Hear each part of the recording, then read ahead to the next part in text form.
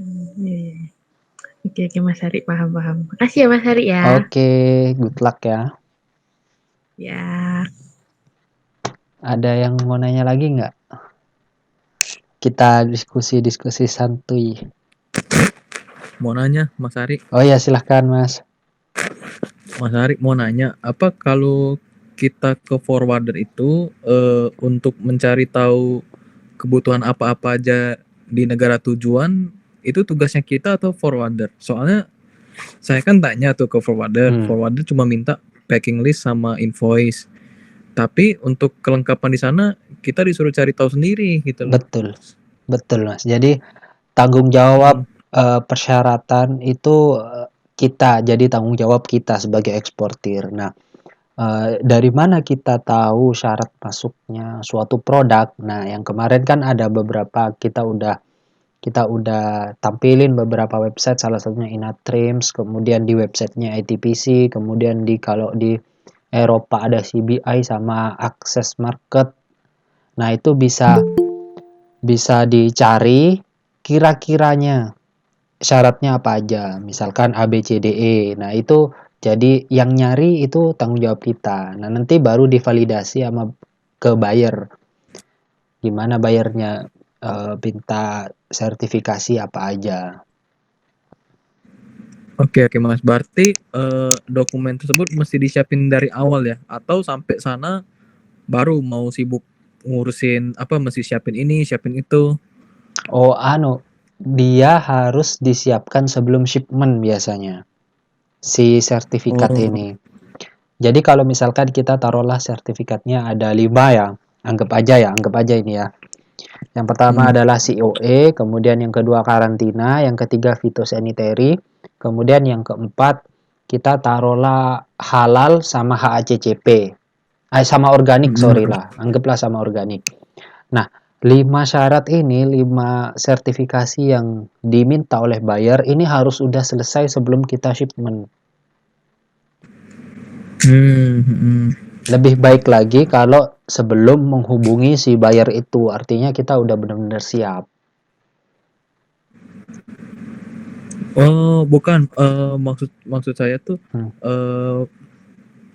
saya tuh diminta license impor dari buyernya.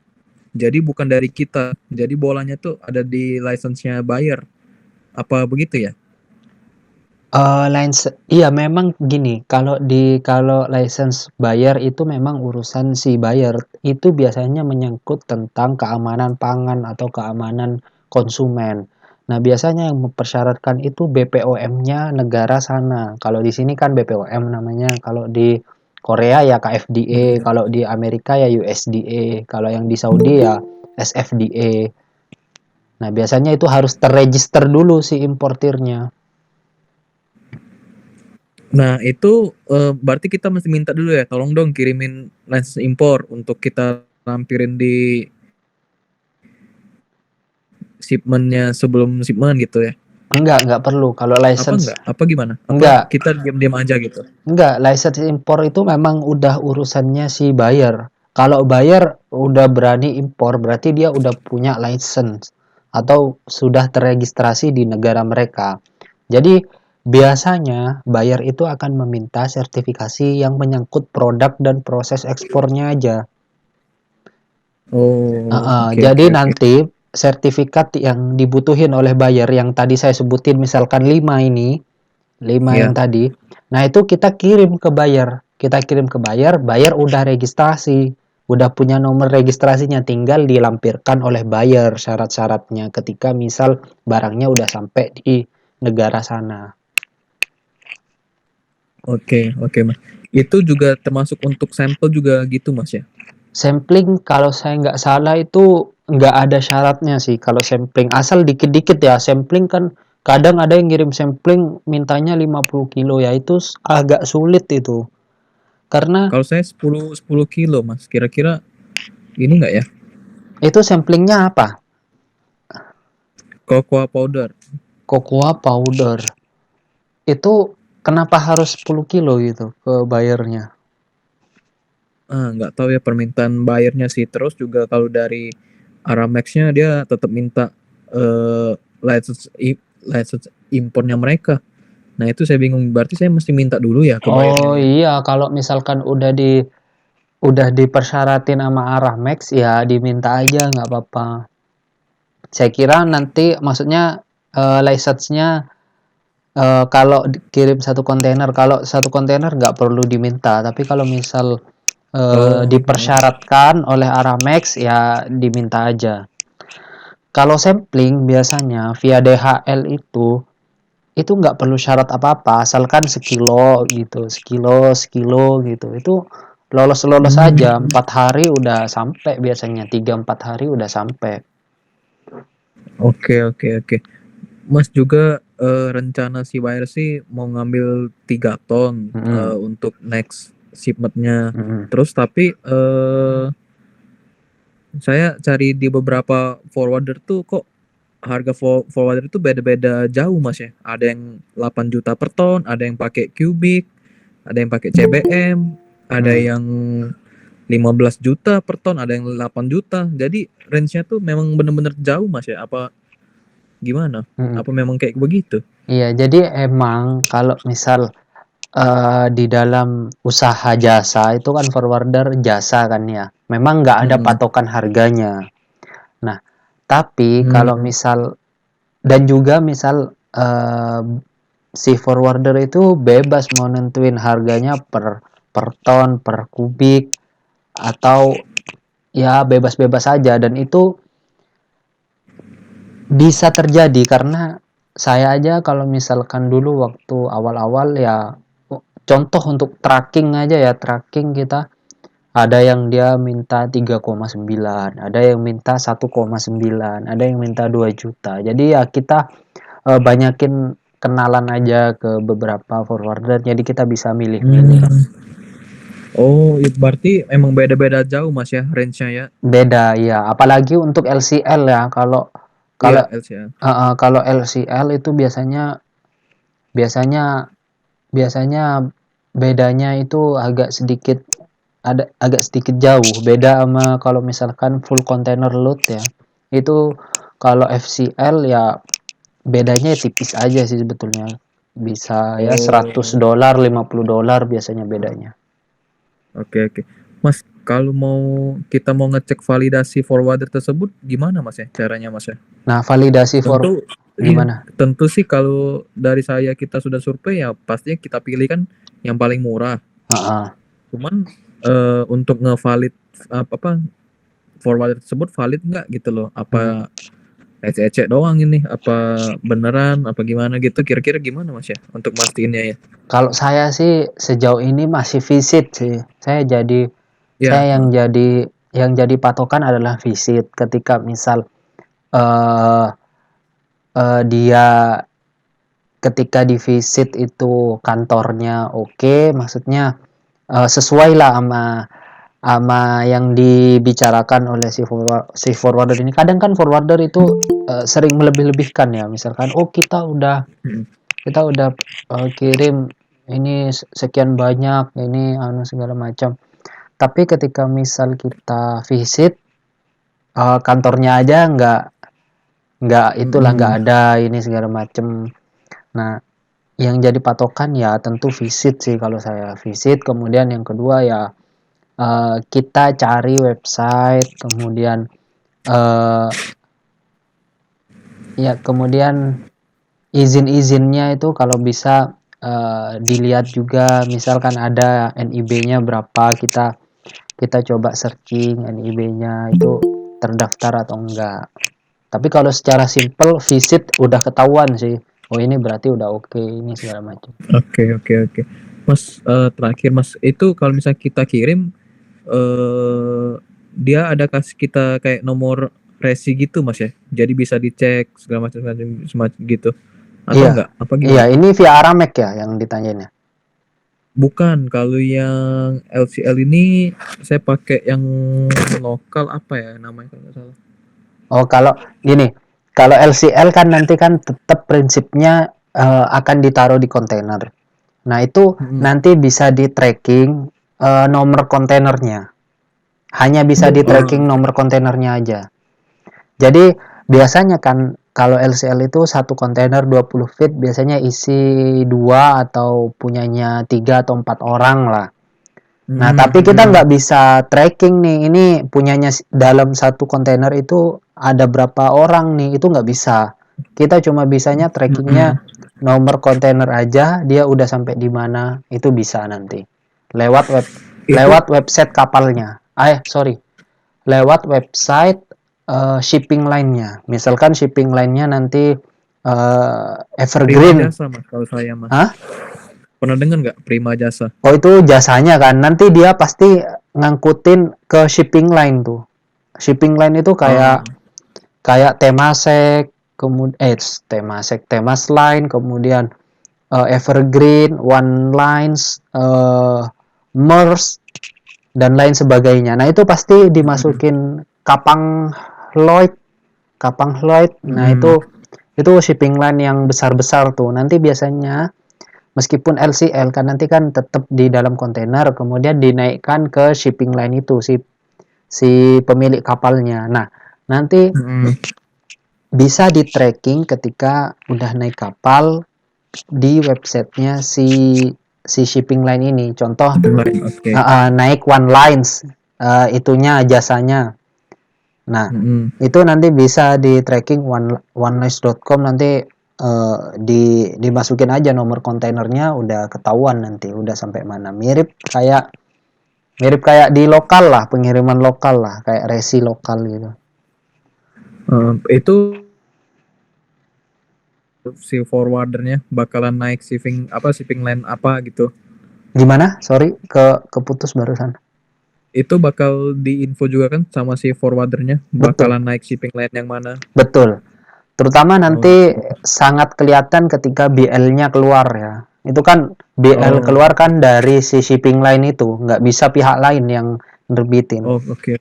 Jadi kalau udah BL-nya keluar, One Lines misalkan, atau Maersk, dia pakai Maersk, ya udah nanti kita tinggal cek aja di websitenya Maersk untuk nomor kontainernya. Oke mas, terima kasih banyak. Oke, siap. Ada lagi nggak yang lain nih? Kita diskusi santuy. Izin mas. Siap. Jadi gini kan mas, terkait produk olahan briket nih mas. Kan itu kan dari pihak pengirimannya itu kan saya udah coba-coba nyari dia.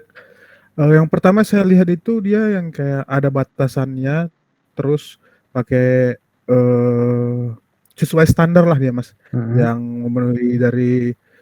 memenuhi FA-nya, factory audit-nya, terus menggunakan kontainer refrigerator sama ditutupi aluminium foil. Terus tapi ada juga yang saya lihat waktu closing hari itu dia pakai kontainer biasa gitu mas. Memang bisa ya?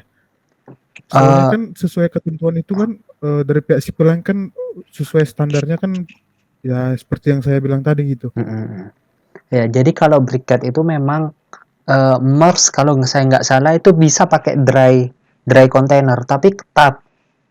Meskipun pakai dry container dia ketat, factory audit, visit, pokoknya semuanya persyaratan dari Maersk itu ketat untuk pakai dry container itu untuk pengiriman si briket ini.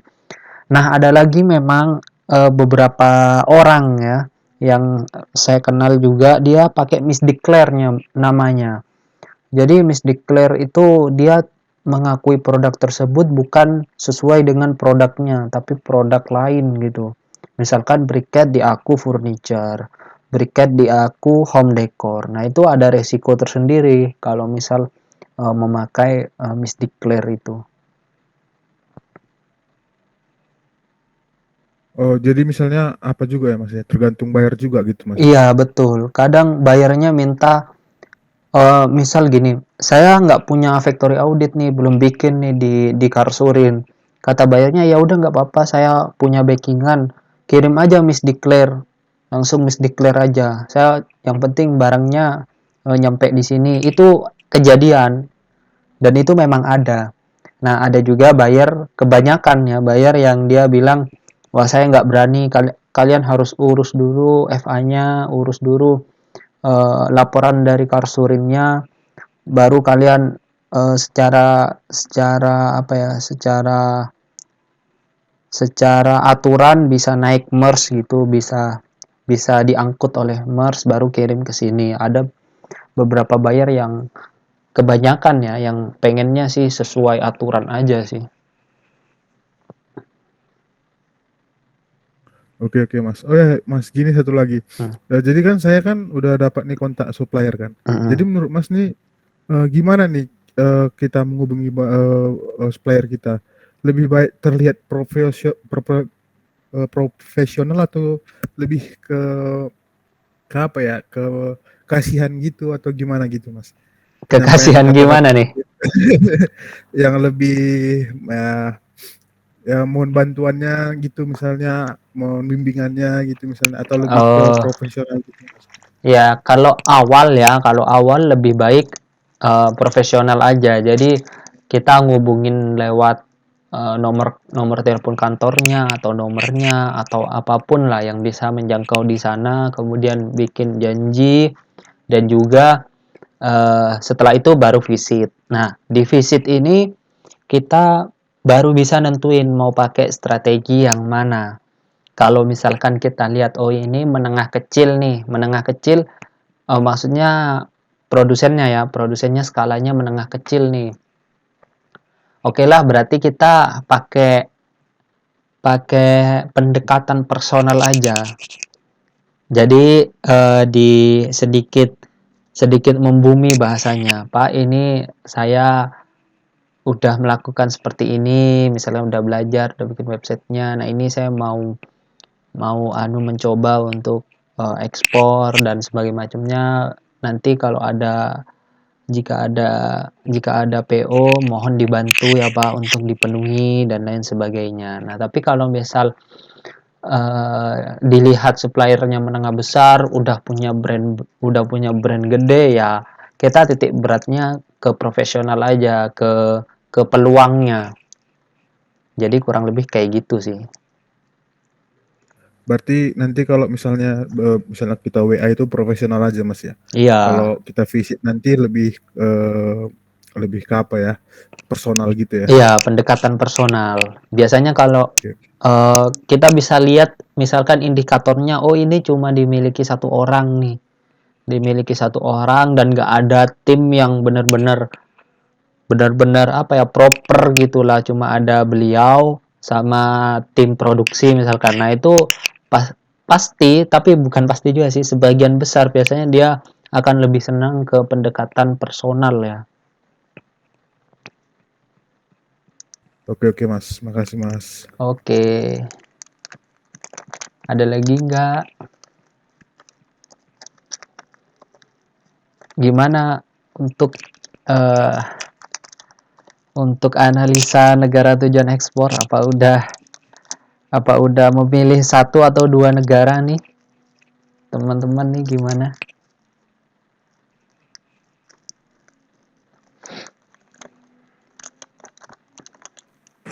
Mas Ari, Iya. yang tadi untuk sumber-sumber kita untuk cari tahu dokumen-dokumen apa yang dituju di mana Mas ya? Saya lihat Mas ya. Ini saya lihat di chat nggak ada sih. Di grup saya udah share materinya itu. Kemarin ya? Iya. Yang kemarin ikut nggak itunya? Ikut semua sih. Cuman di mana ya Mas ya? Di materinya ini ada di strategi masuk pasar nih. Oh, strategi masuk pasar, coba. Strategi masuk pasar ekspor, kemudian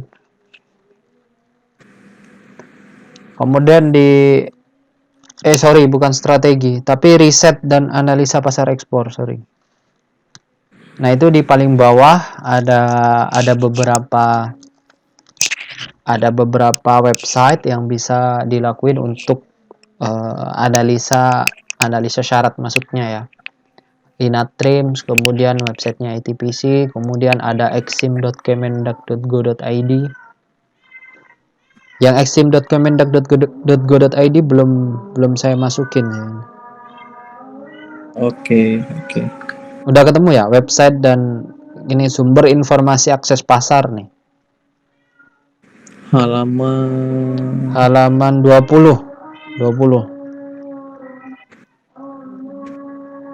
Oh iya Mas, baru lihat sih ini.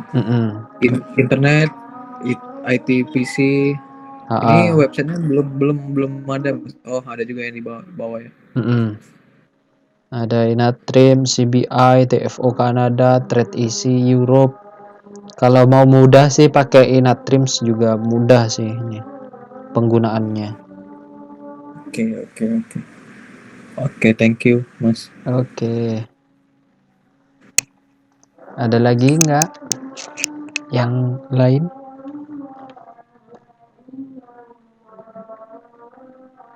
Adzan.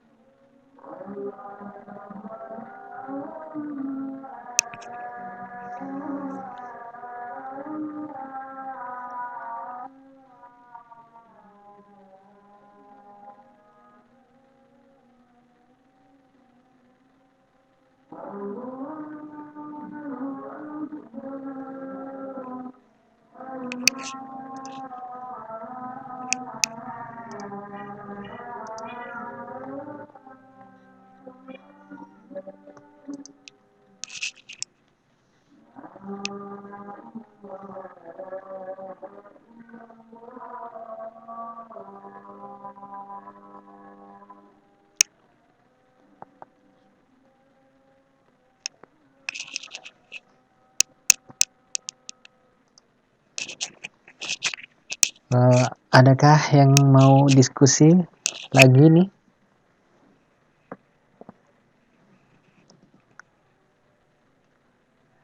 Atau lagi fokus cari itu ya, cari negara tujuan ekspor ya, cari syarat-syarat masuknya.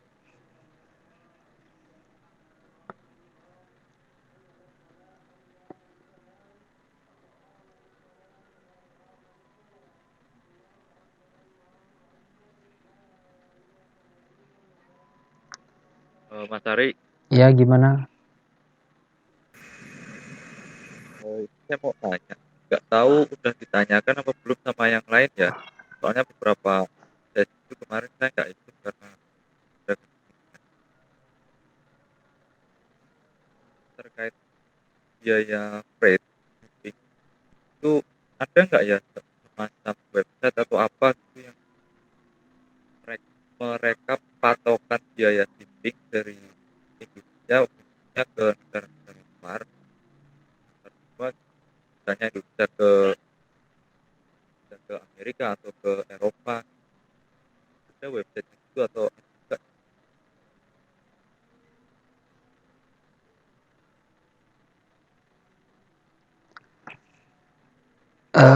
Untuk website sendiri ya yang merekap harga-harga freight itu untuk sekarang masih belum ada. Apalagi ditambah sekarang banyak shipping line yang hide, yang menyembunyikan harga. Mereka maunya floating rate. Jadi tiap 2 minggu pasti mereka update harga. Nah, jadi untuk bisa tahu harganya, kita harus melakukan pendekatan atau mencari forwarder yang bisa kita tanya-tanya. Nah, biar tidak terlalu kayaknya kok ini nanya doang tapi nggak ini segala macam. Nah, lebih baik kalau misal Mas Tunggul Wulung ini mau tanya harga, itu sudah ada buyer potensialnya. Jadi sudah negosiasi mungkin di tahap akhir, bayarnya udah tanya nih, kita kasih harga FOB atau X-Work tapi bayarnya mungkin minta CNF atau CIF. Nah, itu baru kita tanyakan ke forwarder tersebut. Nah, biasanya dikasih sih pasti sih penawaran harganya.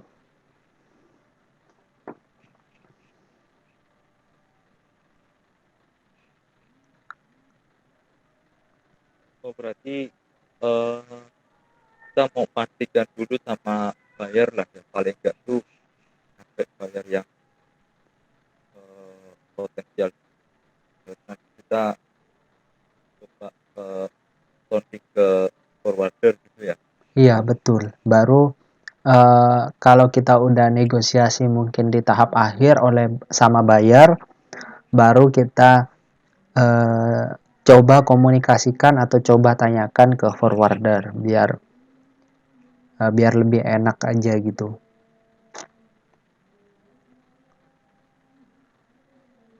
Ya soalnya, tapi itu juga Pak, kemarin itu dapat berapa kali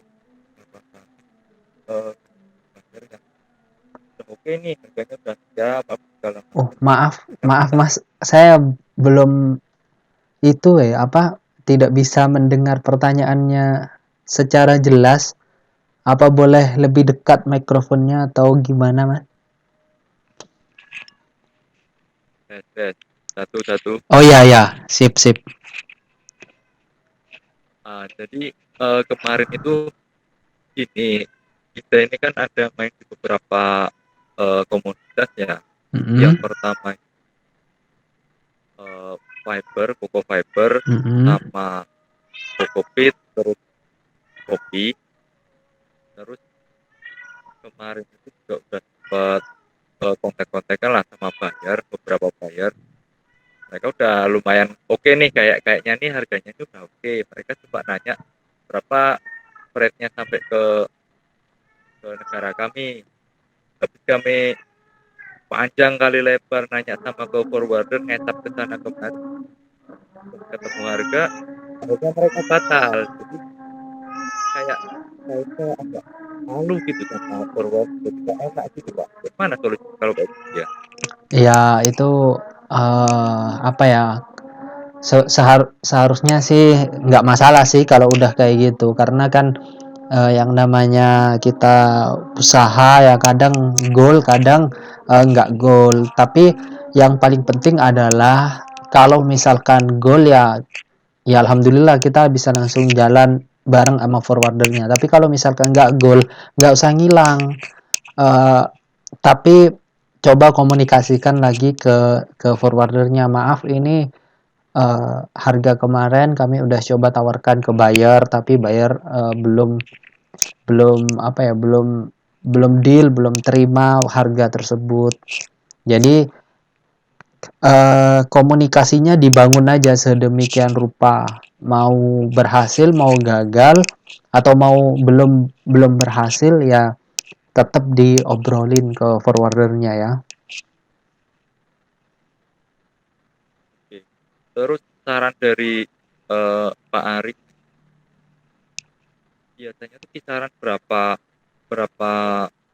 forwarder ya yang perlu kita pegang? Oke. Jadi untuk forwarder itu untuk awal cari aja informasi sebanyak-banyaknya. Saya waktu itu